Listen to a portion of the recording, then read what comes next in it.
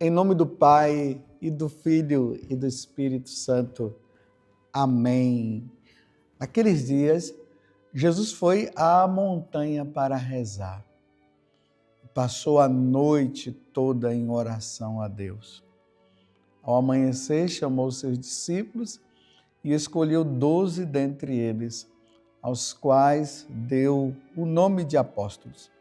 Simão, a quem pôs o nome de Pedro, e Simão e seu irmão André, Tiago e João, Filipe e Bartolomeu, Mateus e Tomé, Tiago, filho de Alfeu, e Simão, chamado Zelota, Judas, filho de Tiago, e Judas Iscariotes, aquele que se tornou traidor. Jesus desceu da montanha com eles e parou num lugar plano. Ali estavam muitos dos seus discípulos e grande multidão de gente, e de toda a Judéia e de Jerusalém, do litoral de Tiro e Sidônia, vieram para ouvir Jesus e serem curados de suas doenças. E aqueles que estavam atormentados por espíritos maus também foram curados. A multidão toda procurava tocar em Jesus, porque uma força saía dele e curava a todos. Palavra da salvação, glória a vós, Senhor.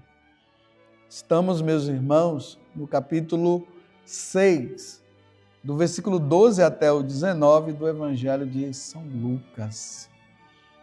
Eu acho bonito quando no Evangelho fala que Jesus estava rezando. Aqui diz assim, naqueles dias, Jesus foi à montanha para rezar e passou a noite toda em oração a Deus. A noite toda rezando. Interessante que hoje a juventude passa a noite toda nos bordéis, passa a noite toda no vício dos jogos, a noite toda até roubando. Jesus passou a noite toda rezando. O que você tem feito na noite? A noite para você.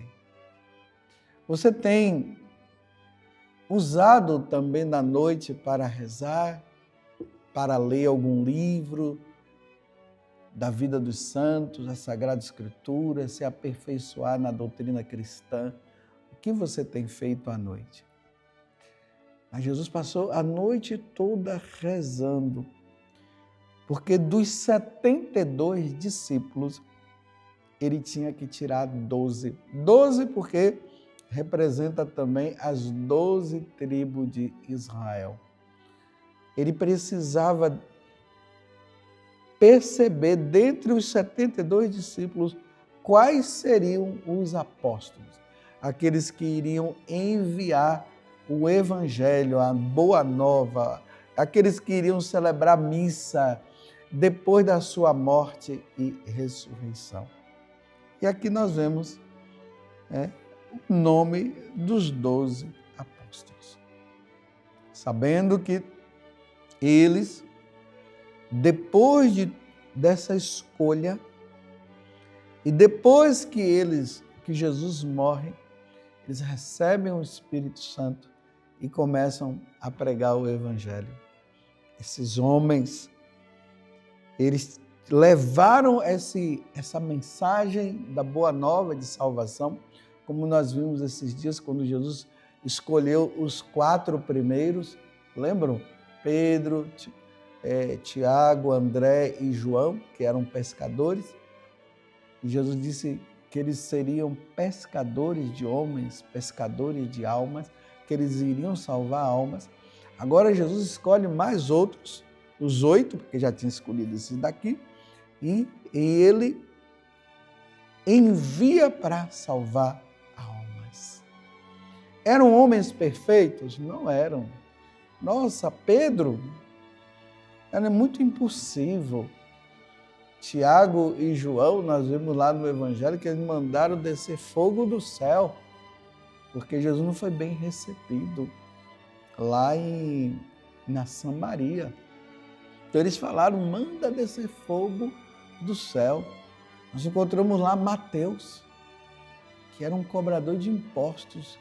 Ele não era querido pelo povo. E Jesus chamou Mateus daquela coletoria de impostos para torná-lo apóstolo.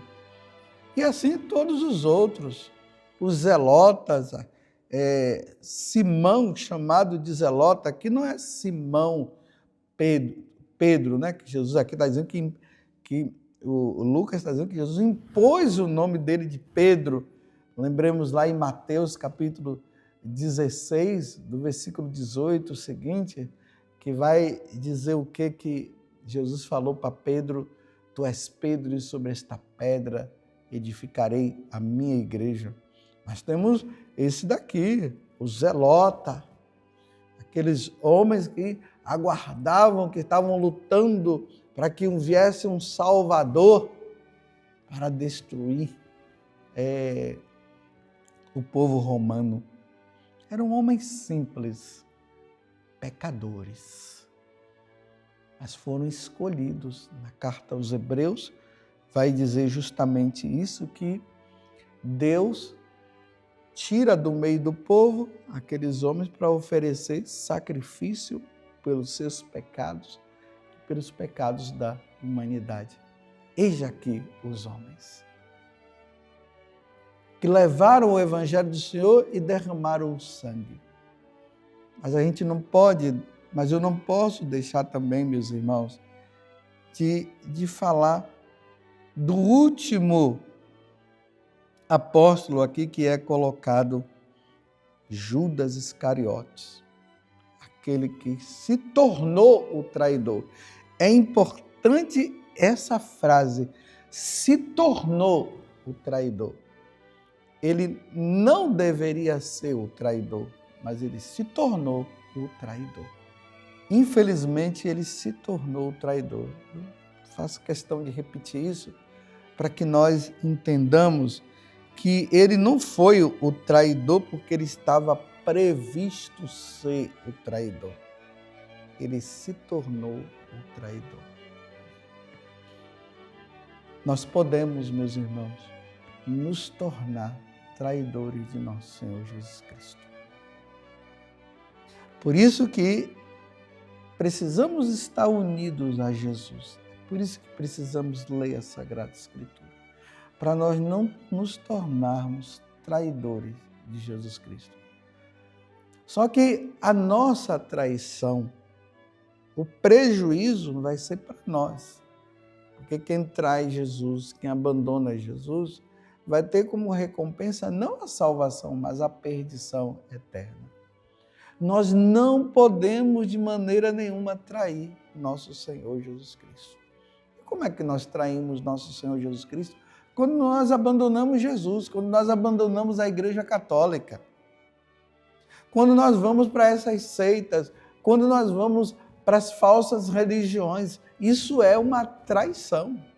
Nós não podemos trair nosso Senhor Jesus Cristo. Quando nós entramos na onda de procurar os nossos deuses, quando nós dizemos que Jesus não é Deus coisa nenhuma, quando nós falamos que a Santíssima Trindade não existe, quando nós dizemos que não existe condenação para ninguém, quando nós dizemos que não existe o céu, que não existe o inferno, isso é uma traição. Nós não podemos trair nosso Senhor Jesus Cristo. Vocês viram que a traição de Judas foi tão grande que ele entrou numa situação de delírio, que ele acabou se suicidando. Na verdade, a traição é um suicídio. Aqui eu estou falando de forma metafórica, eu estou usando uma metáfora. A traição a Jesus é um suicídio, porque é a perdição da nossa alma.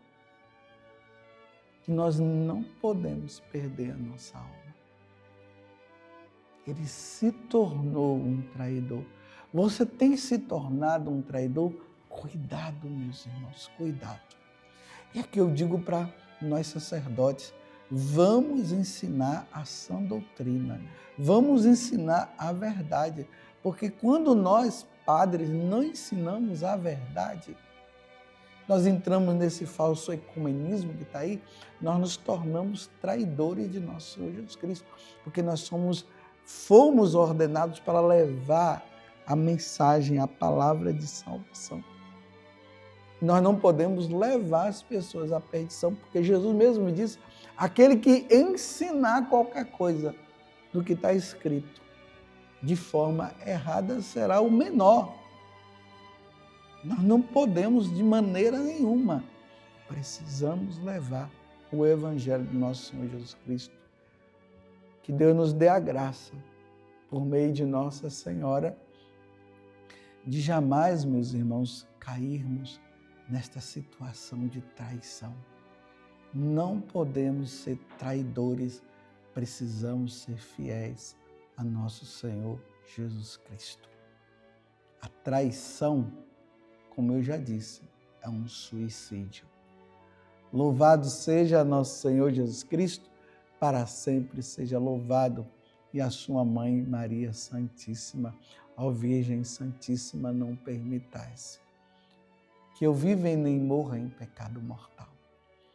Em pecado mortal eu não hei de morrer, porque a Virgem Santíssima há de me valer.